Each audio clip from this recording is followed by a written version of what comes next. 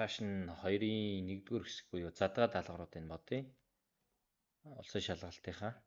За задгаа даалгаврууд бол илүү өндөр оноотой бөгөөд бараг л хагас оноог нь эзэлж ирсэн. За 2-ын 1-р даалгавар дээр гармоник хэлбэлцлийн графикаас заад нь болохоор хэлбэлцлийн далайцыг олно гинэ. За хэлбэлцлийн далайц гэдэг маань өөрөө тэнцвэрийн байрнаас хамгийн их хазаасан зай хэлж байгаа. Тэгэхээр энэ өндрийн хэмжээ хэд юм бэ гэж асууж байна гэсэн. Энэ өндөр маань өөрөө 4 см өндөртэй байна шүү дээ. Тэгэхээр өсөө далайц далайц бол 4 см гэх гарах. За ингээ нэг оноо. Дараа нь хэлбэлцлийн нэг бүтэн хэлбэлцэх үеийг олно гэсэн. Хэлбэлцлийн үеийг олно гэдэг маань за яг долгион эндээс яваад энд ирэхийг нэг бүтэн үе явж гэнэ гэж үзэж болж байна. Энийг. Ингэх юм бол 10-аас хасдаг нь 2 буюу 8 секунд гарч байна. За энэ 8 секунд маань юу юм бэ гэхээр нэг бүтэн долгион явж өнгөрсөн хугацаа буюу хэлбэлцлийн үе нь болж байна гэсэн үг. За тэгэхээр үе бол 8 секунд гэж гарах нэ. За сит нь болохоор хэлбэлцлийн тойрох давтамжийг олно гэсэн. За энэ нь 2 онооны дасгал. Тэгэхээр тойрох давтамжийг бодохдоо 2 пиг үржидэг нь F гэж бодож болно. F буюу давтамж эсвэл 2 пиг үе тоочж болдог. За ингэх юм бол 2 пиг 8 хуваах бөгөөд 8-ыг өнтөд дарчих юм бол 4-ний пи за тойрох давтамж учраас арденыг хуваадаг нь секунд гэсэн нэгжтэй гарах нэ. За D дээр нь хэлбэлцэх цэгийн анхны шилжилтийг олно гэж байна. Тэгэхээр энэ график дээр анх аль цагаас эхэлсэн бэ гэдгийг хараад тогтоочно гэсэн. Тэгэхээр x0 бол хасах 4 см гэсэн. Ерөөсөө анхны шилжилт маань хасах 4 см гэж нэ. За хэлбэлцлийн хурдны далайцыг тодорхойлно гэсэн. За ямар нэгэн гармоникулаар хэлбэлцэж байгаа тэгштгэл дээр хурдны далайц гэдэг маань өөрөө Bmax бөгөөд далайцыг үрждэг нь тойрох давтамж байдаг. За далайц нь биднэрт 4 см гэж өгсөн. Тойрох давтамж нь болохоор 4-ний пи арден секунд гэж байна. За энэ дөрөв энтэйг дарагчих нь байна. За пиг тоогоор илэрхийлэх юм бол 314 бөгөөд сантиметр секунд гэж гарч ирэх. За энийг метр рүү шилжүүлэхээр 50 гэвэл 314-ийг 10-ын 2 зэрэгээр үржээд метр секунд болгоно гэсэн үг.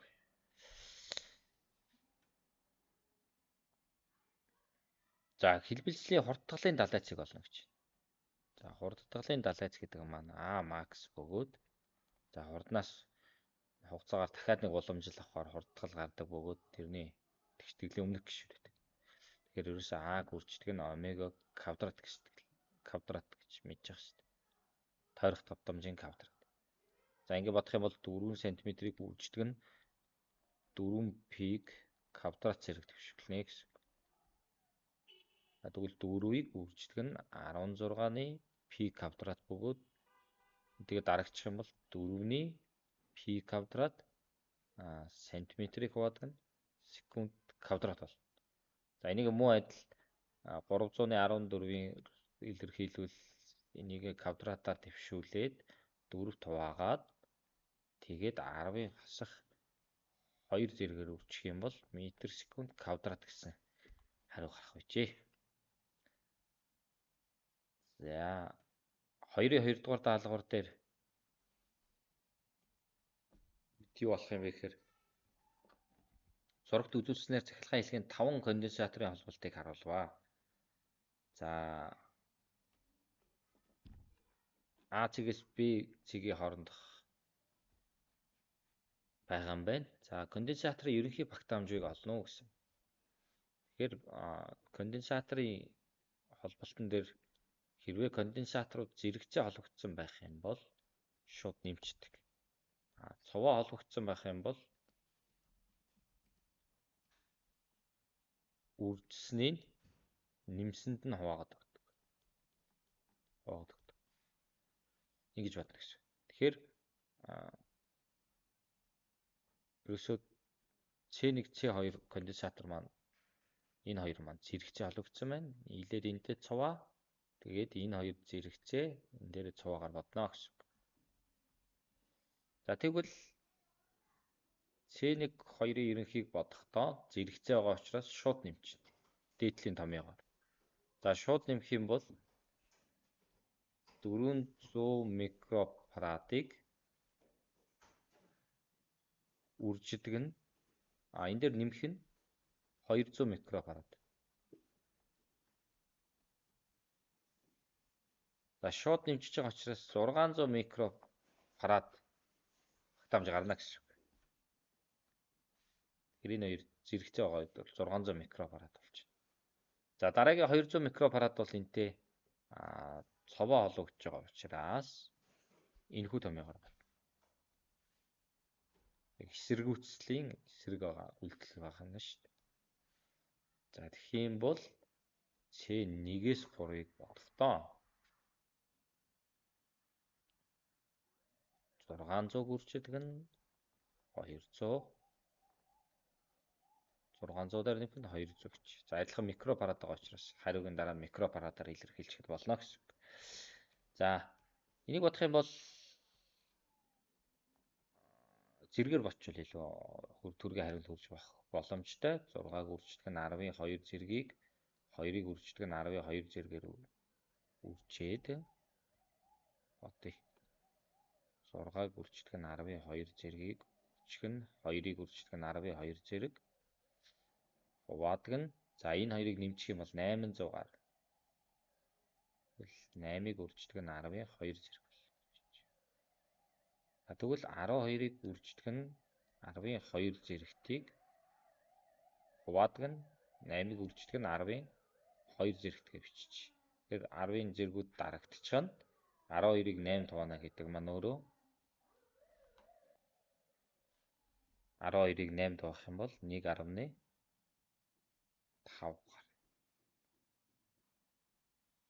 Энд 10-ын 2 зэрэг дутуу байна.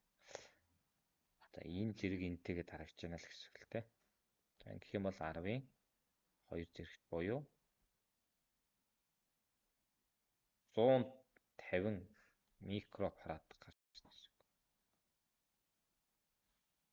За энэ хэсэг хүртэл. За энийг дараа нь дахиад зэрэгцээ байгаа учраас 4 5-ын зэрэгцээг бодох юм бол C4 дээр нэмэх нь C5 буюу 100 дээр 200-г нэмэхээр 300 микрофарад гарсан. Микрофарад. За эцсийн хариу бол хоорондоо цуваа холболттой байгаа учраас бид яах юм бэ гэхээр 1.5-ыг үржидэг нь 10-ын 2 зэрэгтийг үржих нь 3-ыг үржидэг нь 10-ын 2 зэрэгт хуваадаг нь 1.5 дээр 3-ыг нэмэхээр 4.5-ыг үржидэг нь 10-ын 2 зэрэгт болно гэсэн. За мөн адил 10-ын 2 зэргүүдийг дарчих юм бол 10-ын 2 зэрэгт болно. За 1.5-ыг 3-аар үржихээр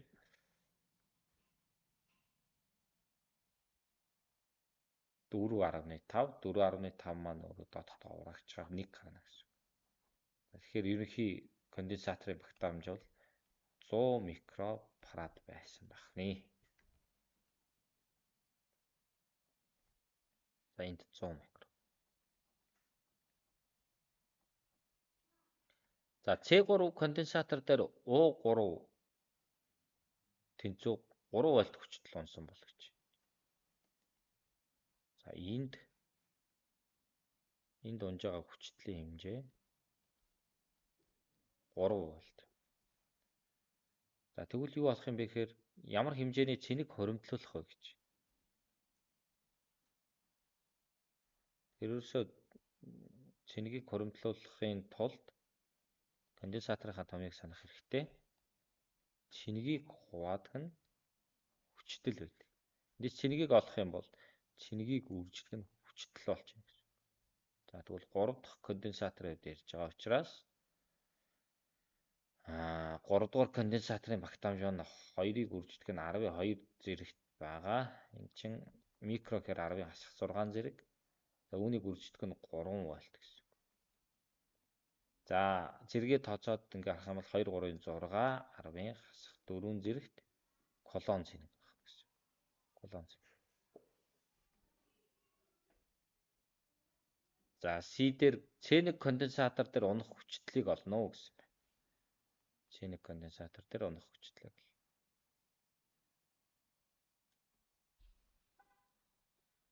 За тэгэхээр энийг бүгдээрээ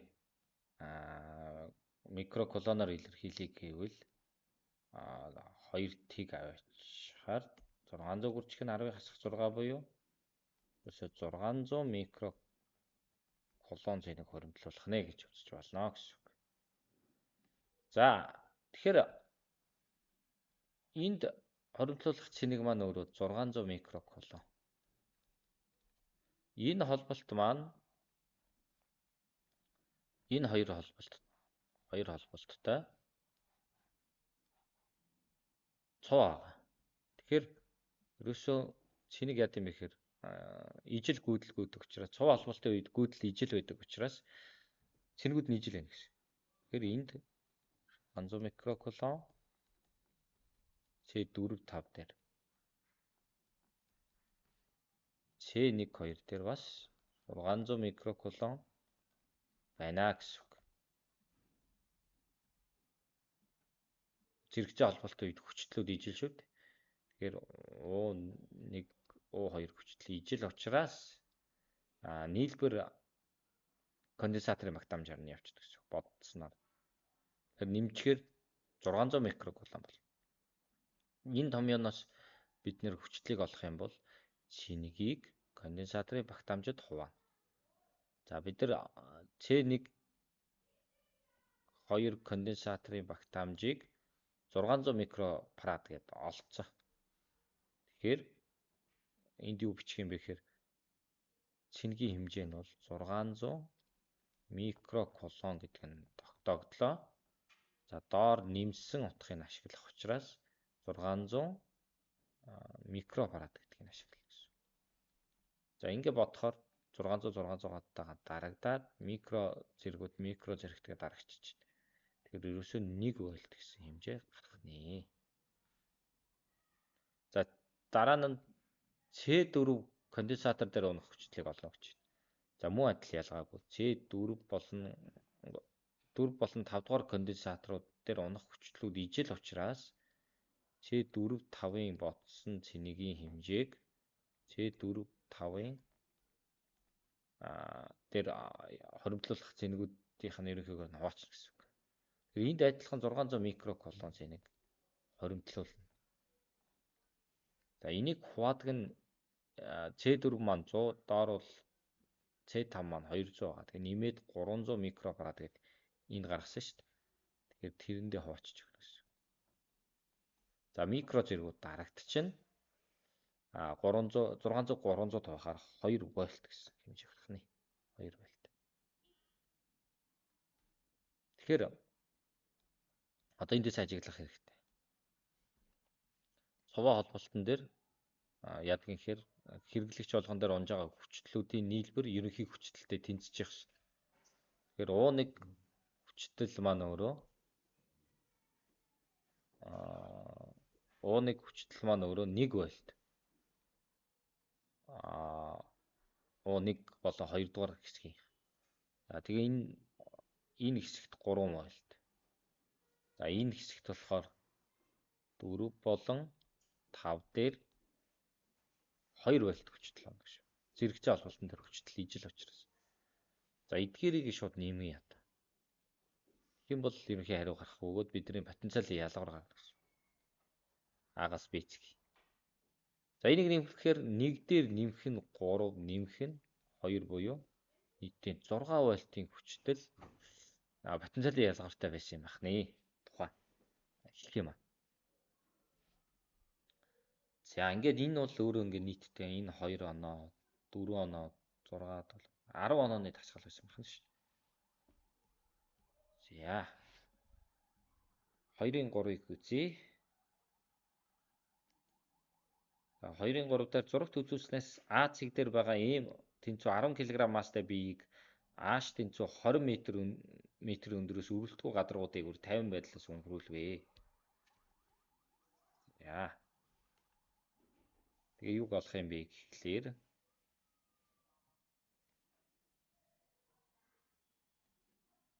А цэгээс Б цэг дээр ирэхэд энерги хувиргал явагдаж байгааг тайлбарлана гэсэн. За тэгэхээр энийг бүгдээрээ энерги хувирлын үүднээс ярих гэдэг маань энерги хадгалагдах хуулиар ярина гэсэн үг. Тэгэхээр энерги хадгалагдах хууль дээр энэ хэсэгт бол биеийн бүтэн энерги байх хэвээр. Энэ бол нийт энерги хэмжээ. Буюу потенциал энерги макс утга чинь байж байгаа. За потенциал энерги хамгийн их утгаараа ирээд за энд болохоор яг B цэг дээр бол кинетик энерги нь B цэг дээр кинетик энерги нь хамгийн их утгаа авна. За энэ нь юутай тэнцэж байгаа юм бэ гэхээр нийт энергитэй юм тэнцэж байгаа юм. За тэгээд энэхүү энергиэрээ энэ бүршийг шахаад ямар нэгэн энергиэр шахаад энэ бүр шахагдана. Тэгэхээр бид нэр бүршний уян харамхай энергийг бас мэдчих хэвээр. Уян харамхай энерги рүү шилжих бөгөөд К гүрждэг нь дельта X квадратыг хуваадаг нь 2 гэдэг томьёогоор байна. Тэгэхээр дельта X гэдэг нь одоо жишээлбэл энэ үхэн хэмжээний сун агших гэдэг шүү дээ. Энийг ашиглана. За тэгэл энийг үгээр хариулаад биччихье. Потенциал энерги нь кинетик энерги рүү шилжээд кинетик энерги нь ийшээ бүршний уян харамхай энерги рүү шилжинэ гэж хэлэх нь. За B цэг дээр ирэхэд ямар хортой болсон бэ гэж хэлж байна. Тэгэхээр бидэрт ерөөсөө өгсөн юм юу юм бэ гэхээр А цэг дээр 10 кг масстай. Ааш тэнцүү 20 м өндөртэй байсан бөгөөд энэ дээр ерөөсөө нийт буюу энэ дээр ерөөсөө потенциал энерги бодоо олчих. mg/a шиг. За тэгэх юм бол 10 кг-ыг үржлэх нь 10 м/сек квадрат үржидэг нь 20 м гэж бодно гэсэн. Тэгэхээр 100-120-оор үржүүлэхээр 2000 джоул гэсэн. 2000 джоул. За энэ бол бүтэн энерги нь. За тэгэхээр газар дунсан үеийнхаа энергитэй эн чинь тэнцэж явах хэрэгтэй бөгөөд эн чинь бас кинетик энергийн хамгийн их утгыг авч иж болно гэсэн. За тэгэхээр кинетик энерги чи өөрөө массыг хурдны квадратаар үржээд 2 дуудаг. Эндээс хурдыг олно гэдэг маань B квадрат тэнцүү. За энэ хуваагдж байгаа хоёр маань дээш очиж үржигдэн. Үржигдэж байгаа масс маань ийшээ хуваагдана гэсэн. За ингээд B квадратны энтэй тэнцээд байгаа бол B маань язгуурдаад 2ek хуваадаг нь m гэснээр илэрхийлэгдэж болно гэсэн. За 2-ыг үржидэг нь за кинетик энерги маань 2000 джоул болсон. За m нь хэд байх вэ гэхээр 10 кг байна. 10 кг. За 10. За энэ 10 энэний нэг зэрэгтэй дарагчна. Тэгэхээр ерөөсөө 400 бөгөөд 400-аас язгуур 20 м/сек гэсэн гарч ирэх юм гэсэн. Тэгэхээр яг B цэг дээр бол хурд 20 м/сек-ийг зааж яхна шүү дээ. Яг энд. Тэгэхээр яг газарт хүрэх үедээ хамгийн их хурдтай болдог. За B цэгээс C цэг хүртэл 100 Нм хаттай бүрш дельта X хэмжээгээр агшна. Энэ үед энерги ямар хувилбарт явагдаж байгааг тайлбарлана гэсэн. За энэ дээрээ бид нэр харин кинетик энергиэс хүршний уян харамхай энерги рүү шилжиж байна гэж тайлбарлаж бичих юм. За тэгээд К-н 1000 ньютоны кодыг метр хаттай бүршийг дельта X хэмжээгээр агшаах хэмжээг нь хэдүүлээ тодорхойлох. Тэгэхээр ямар нэгэн байдал гадны нөлөөнд энерги алдагдааг учраас ерөөсөө энэ хэмжээний энерги аваад батчна гэсэн. За тэгэх юм бол бүршний потенциал энерги гэдэг маань өөрөө К гүрждэг нь дельта X квадратыг хуваадаг нь 2 болдог. За За эндээс дельта x-ийг олох юм бол мөн ядал яг энэтэй бодсонтой яг адилхан. 2-ыг хүчнийхээ потенциал энергээр үржээд за тэгээ k давхаач гэнэ. Тэгээ ингээ язгаар авах. За тэгвэл 2-ыг үржидэг нь 10-ын 3 зэрэгт. За нийт энерги чинь энэ учраас энэ ч л өөрөө уян хариумхай энерги болж штэ. Уян хариумхай энерги алдагдаагүй гэсэн учраас. За энийг хуваадаг нь ньют мянгага бүгдээр 10-ын 3 зэрэгээр бичиж гэсэн. За энэ 13 цаг энэ 13 цаг дээрх тэгээ дарагч нь 2-ыг 2-оор үржихээр 4 4-өөс язгуур 2 гарнаа. За хатны нэг чинь метр байгаа учраас 2 метр гэсэн нэгчтэйгээр хариу тавигдах нэ. За энэ дээр ингээ нөхөд бодоод бичих гэжээ. За 2-ын 4-р дасгал дээр зурагт үзүүлснээр 10 кг масстай биеийг тогтмол чадалтай цахилгаан халаагуур дээгүүр байрлуулан биеийн халах үеийн температур хугацааны хамаарлыг өгвөө. Бие хэдэн градус температурт хайлах вэ гэж үзэж байна. Асууж байна. За тэгэхээр бүгдээрээ энд хайлах температурыг харна гэсэн үг. Граф гэсэн. Графка томруулж.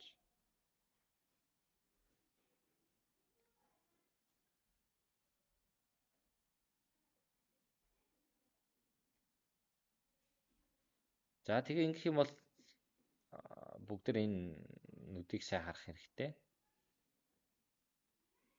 60 80 гэсэн хоёр тооны яг тэн хагас дээр байна, тийм ээ. Тэгэхээр юусе энэ маань ягаад энэ хэсгийг бид нар чухалчаад үзээд байгаа юм бол би ингээ халж агаад энэ хэсэг температурын тогтворч байна. Температур тогтворчно гэдэг маань яг энэ хэсэгт хайлах процесс явагдсныг хэлдэг чинь гэсэн. Хайлах.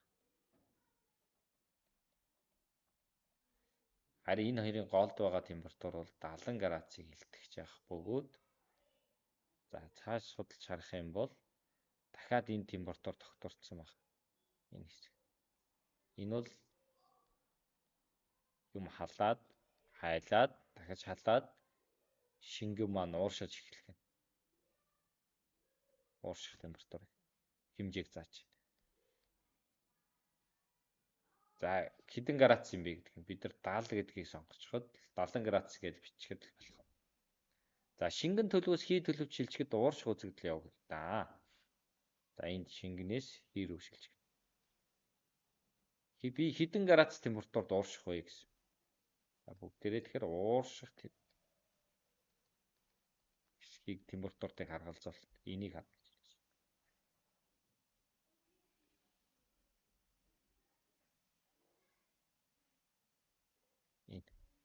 Тэгэхээр ерөөсөө 120 градусаар ууршиж шин.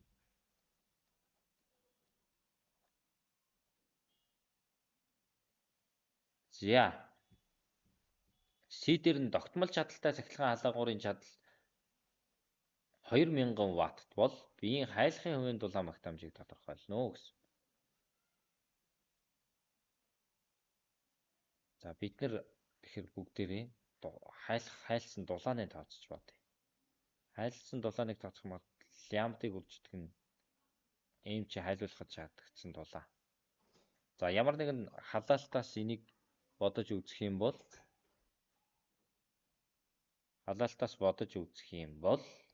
ер нь P чадалтай халаагуурыг нэг тодорхой T хугацаанд халаах юм бол дулаан ялгарна. За тэгвэл тэр P чадал нь 2000 бөгөөд 2-ыг үржих нь 13 зэрэгтийг ямар хугацаанд халаах юм бэ гэдгийг нь. За хайлахын тухай ярьж байгаа учраас энэ хайлах үеийн процессын хугацааг л ажиглах хэрэгтэй гэсэн. Энэ. Тэгэхээр бид нар 4-6-гийн голд бол 5 байгаа. 5-аас 8 минутын хооронд гэдэг маань хугацаа маань өөрөө 8-аас хасдаг нь 5 буюу 3 минут хугацаанд л хайлсан. Тэгэхээр ерөөсөө 3 минутыг хугацаагаар шилжүүлэх юм бол 3-ыг үржихийн 60 буюу 180 секунд. 180 секунд. За 182-оор үрчгээр 360 болно. За тэгээ 13 зэрэгт joule болно гэсэн. За энийг бүгдээрээ киложоул руу шилжүүлвэл 360 киложоул дулаанаар тухайн бие хайлах байжээ. Тэгэхээр бид нар энэний хайлахын дулаан багтаамжийг олох хэрэгтэй.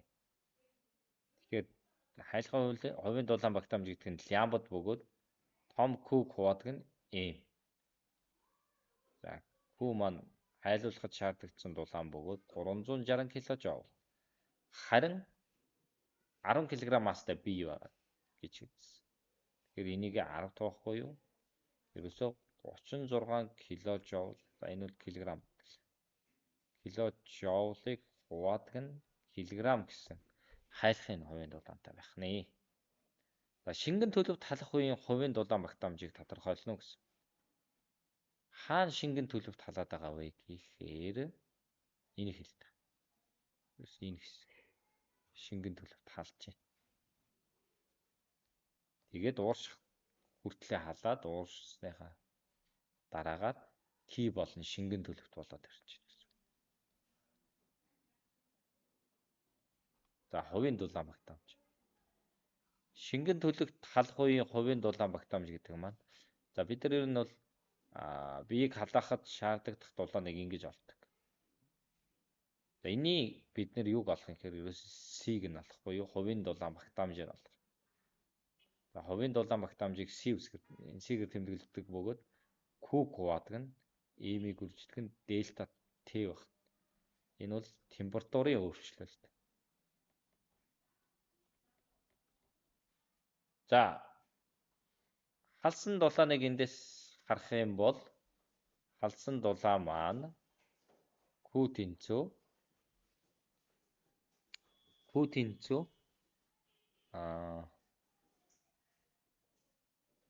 за халагуурын чадлаараас тооцож. Тэгэхээр энэний хугацаа маань 8-аас 16 юм. За 8-аас 16 дээр ирж байна гэсэн. Барилгаа үз. За 8-аас 16 дээр. Тэгэхээр 8 минутанд халаасан биш. P гүрждэг нь T буюу 2-ыг гүрждэг нь 10-ын 3 зэрэгтийг 8-ыг 60-аар үржихэр чинь 48. 480 секунд. Тэгэхээр 480-ыг 2-оор үржихээр 960 үрждэг нь 10-ын 3 зэрэгт буюу 960 киложоул дулаан шаарддаг нь. Дулаан шаарддаг. Тэгэхээр бид нар 960 киложоул дулааны тухай ярих. За энийг хувадаг нь масс нь 10 кг байгаа. Температурын өөрчлөлт болохоор одоо босоо тэнхлэгийн дагуу харна гэсэн.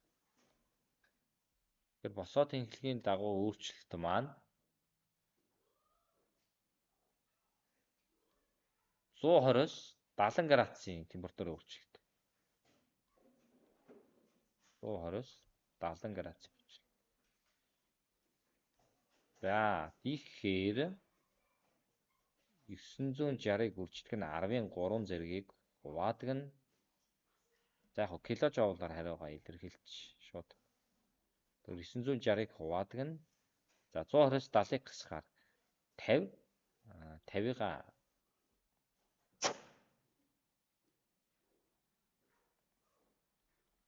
10 төрчихээр 500. Тэгэхээр ерөөсөө энэ тэгүүд нь устдаад энд 10-ын 3 зэрэгт байгаа гэдээ үзчих. Гэх юм бол 96-г 50 дуунаа л гэсэн үг. 192-ыг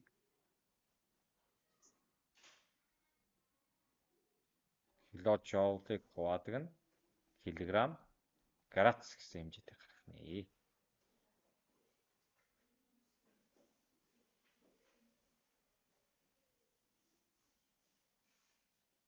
За шингэн төлөвт халах үеийн дулаан гэж шүү.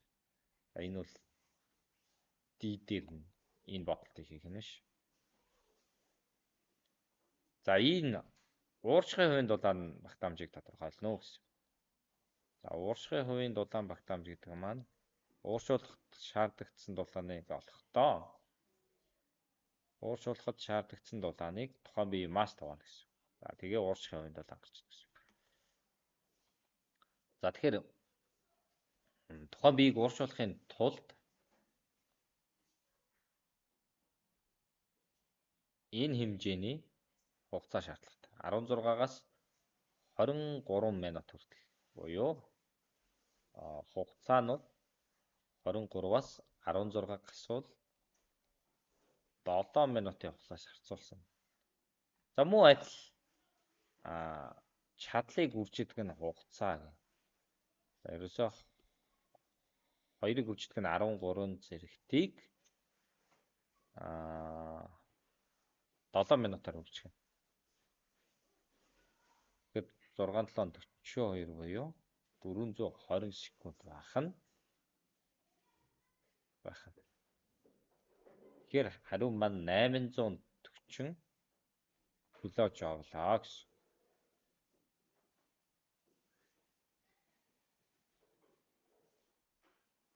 Киложоул гэсэн.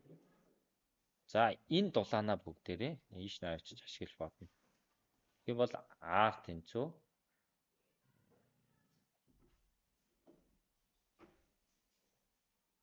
840-ыг 13 зэрэгээр үржээд за түүнийг 10 таал хоочихно гэсэн. Тийм бол ерөөсөө 84 киложоул дулаан шаардлагатай гэсэн.